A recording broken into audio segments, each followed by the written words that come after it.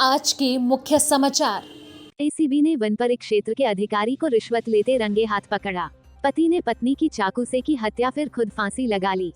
महाराष्ट्र वक्फ board ने भूमिपिताओं पर शिकंजा कसना शुरू। पुलिस नाकाबंदी में फर्जी पत्रकार को ड्रग्स के साथ गिरफ्तार। पालघर थाने की यूनिट एंटी करप्शन ब्यूरो ने जिला पालघर तालुका वाडा के वन परिक्षेत्र के अधिकारी हिम्मत वसंत सापले को 50,000 रुपए घूस लेते हुए गिरफ्तार किया है। शिकायतकर्ता की शिकायत पर यह कार्रवाई की गई है।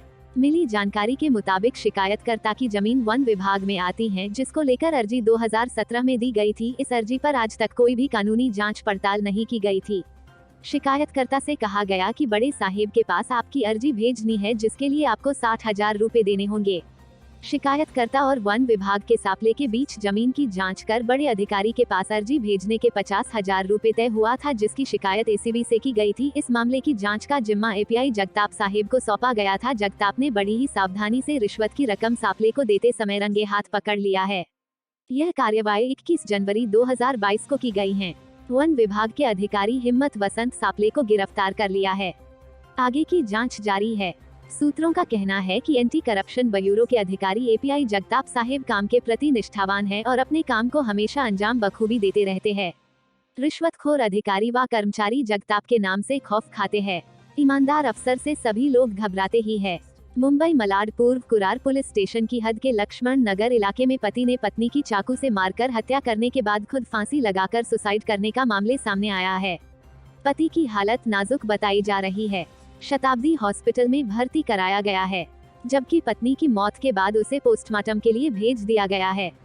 वारदात गुरुवार रात करीब 8 बजे की है, जब पति तानाजी कांबले ने अपनी पत्नी शीतल तानाजी कांबले को मिलने के लिए अपने लक्ष्मण नगर स्थित घर पर बुलाया था।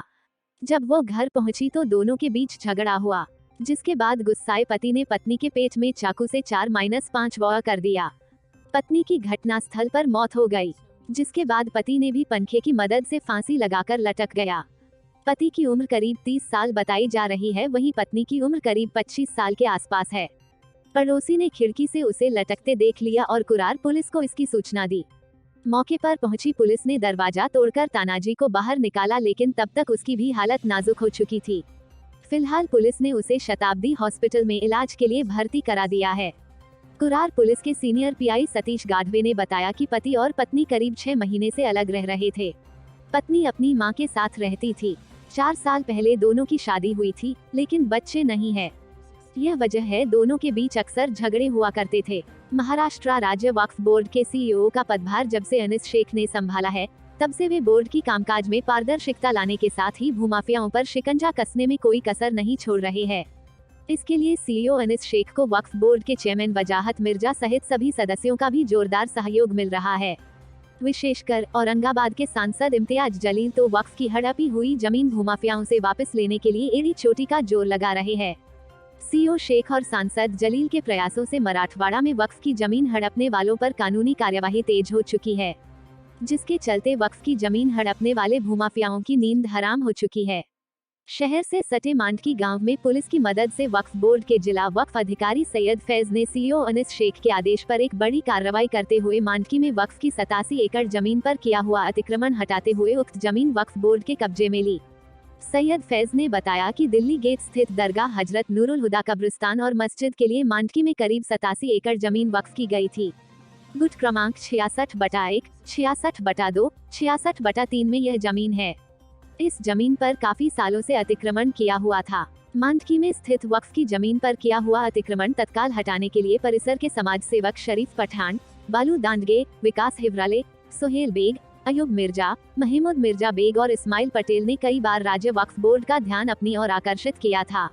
इन सभी प्रयासों पर वक्फ बोर्ड के सीईओ अनिस शेख ने हरकत में आते हुए कड़े कदम उठाकर बोर्ड की जमीन पर किया हुआ अतिक्रमण पुलिस की मदद से हटाया। गौरतलब है कि हाल ही में वक्फ बोर्ड ने जिले के पैथन तहसील में बोर्ड की 8.5 एकड़ जमीन पर किया हुआ अतिक्रमण हटाया था। साथ ही बीड जिले में वक्फ की जमीन पर अतिक्रमण कर उसे बेचने वालों पर हाल ही में अपराध भी दर्ज हुए। बीते साल भर में वक्फ बोर्ड प्रशासन ने सीईओ अनिस शेख के मार्गदर्शन में 13 आपराधिक मामले भूमाफियाओं पर दर्ज किए। राज्य वक्फ बोर्ड द्वारा उठाए जा रहे सख्त कदम से भूमाफियाओं में डर का माहौल है। उधर बोर्ड के चेयरमैन वजाहत मिर्जा, सदस्य और सांसद इम्तियाज जलील, सांसद फौजिया खान और अन्य सभी सदस्य बोर्ड की जमीन पर किए हुए अतिक्रमण को हटाकर उसे बोर्ड के कब्जे में लेने के लिए सख्त कदम उठा रहे हैं, जिसका परिणाम अब दिखाई दे रहा है। सीईओ अनिस शेख ने भूमाफियाओं को चेताया कि बोर्ड की कार्यवाही इसके आगे भी नियमित रूप से जारी रहेगी। भिवंडी ग्रामीण पुलिस ने नाकाबंदी के दौरान एक फर्जी पत्रकार के पास से 14 ग्राम एमडी ड्रग्स के साथ गिरफ्तार किया है। फर्जी पत्रकार के पास से अलग अलग 3 प्रास कार्ड भी बरामद हुआ है। पड़घा पुलिस के अनुसार मुंबई नाशिक हाईवे पर अर्जुनली टोलनाका के पास नाकाबंदी के दौरान भिवंडी के गेबिंगा निवासी मुस्तकीम नसीम खान 33 के पास से 14.6 एमडी ड्रग्स बरामद हुआ, जिसकी कीमत लगभग 73,000 रुपए है। सूत्रों से पड़घा पुलिस को गुप्त जानकारी मिली थी कि एमडी ड्रग्स की बड़ी खेप आने वाली है। जानकारी के बाद पड़घा पुलिस वरिष्ठ पुलिस निरीक्षक दिनेश कटके ने अर्जुनली टोलनाका के पास नाकाबंदी लगा रखी हुई थी। नाकाबंदी की मध्यरात्रि में एक मोटरसाइकिल से संदिग्ध व्यक्ति को रोककर उसकी शरीर की तलाशी ली गई। तलाशी के समय उसके पास से 14.600 ग्राम एमडी ड्रग्स बरामद हुई और उसके पास से दैनिक Satyashodhak, crime 7 TV news, GRP आज तक आदि नामों के 3 प्रास कार्ड बरामद हुआ। पुलिस ने मुस्तकीम खान को गिरफ्तार कर लिया है। फर्जी पत्रकार मुस्तकीम के पास से कुल 1,44,400 रुपये का माल बरामद किया गया है। पड़घा पुलिस ने गिरफ्तार आरोपी को भिवंडी न्यायालय में पेश किया, जिसे न्यायालय ने 5 दिनों तक पुलिस रिमांड में भेज दिया है। ड्रग्स के अवैध धंधे में अन्य लोगों के शामिल होने की जांच पुलिस कर रही है।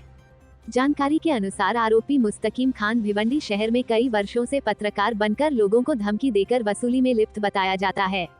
Bureau report, bureau report, Mumbai.